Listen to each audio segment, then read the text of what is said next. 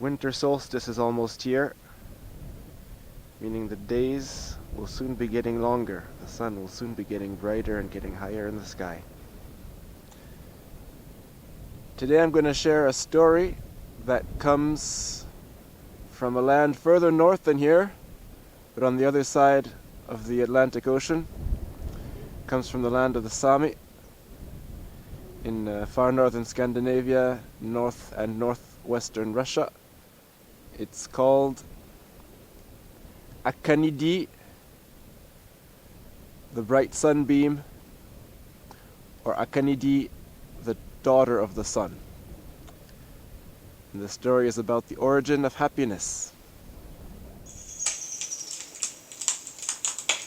Our story begins as Akanidi, bright sunbeam, the daughter of the sun, was roaming the skies, beaming light down on all creatures, all the reindeer in the fields, animals in the forests, fish in the rivers and seas, bringing happiness to all of them. And Akanidi noticed the world of humans. She noticed that humans could sometimes be happy, sometimes be sad, and sometimes be really mean to each other. She was very curious about human beings, about what made them the way they were. And she also wanted to figure out what she could do to make them happy all the time.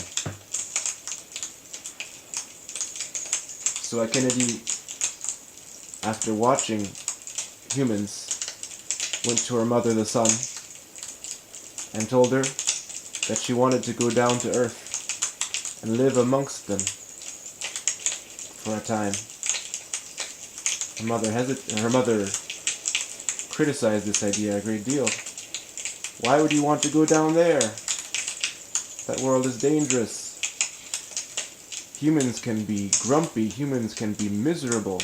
You've got plenty of space to roam freely here. You can play with the clouds. You've got the sky to dwell in. But Akanidi wouldn't be swelled. She had to drive to go down to earth, and her mother saw that. So when she went to bed that night, the sun, her mother, decided to send her down. And she woke up the next day on earth in a hut, a lone hut on an island, far from any other dwelling.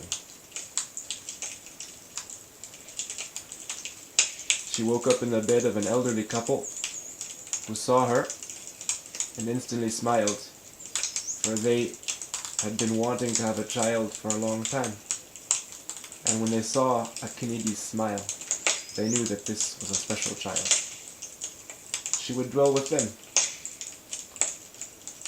Akanidi lived with them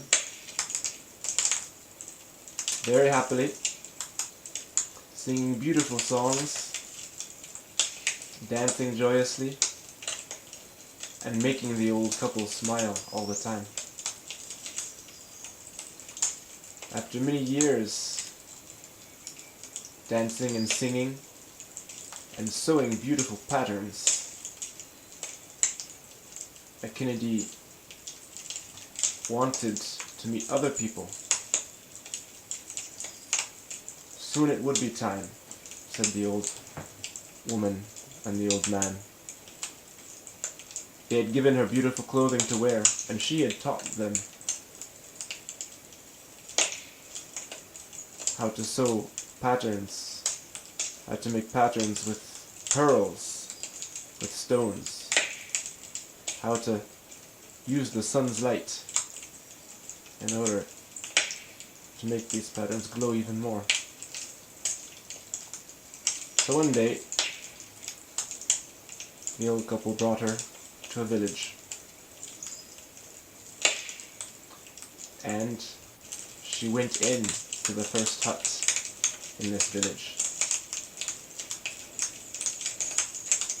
everyone instantly turned to her. But no one had seen anyone glow as she was glowing.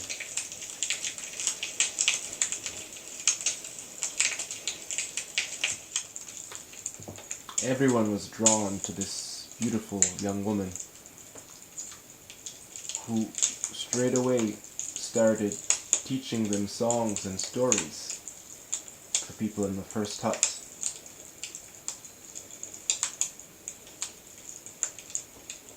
Everyone noticed her clothing, both men and women.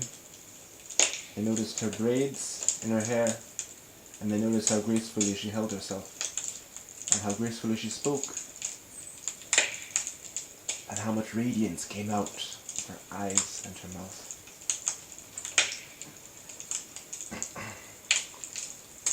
She taught them how to decorate clothes, beautiful colors, with stones and with pearls, and with patterns from nature, stones and twigs,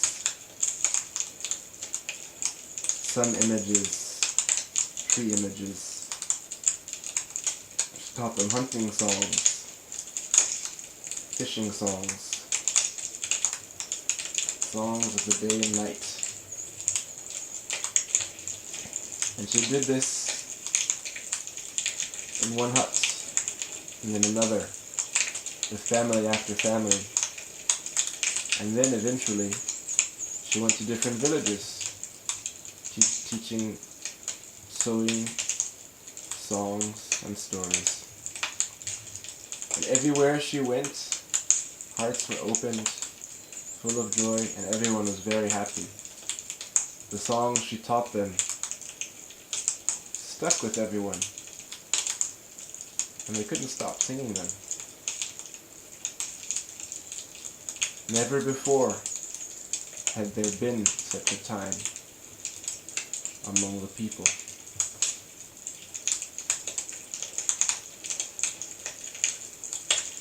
She taught the children how to play, how to dance. She helped the men fix their nets. She helped the women sew their dresses.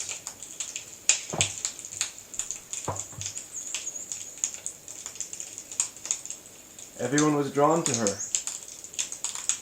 the beautiful bright sunbeam lady. Almost everyone. There was a small group of people who were envious of Akanidi and didn't like all this new happiness that had come to exist.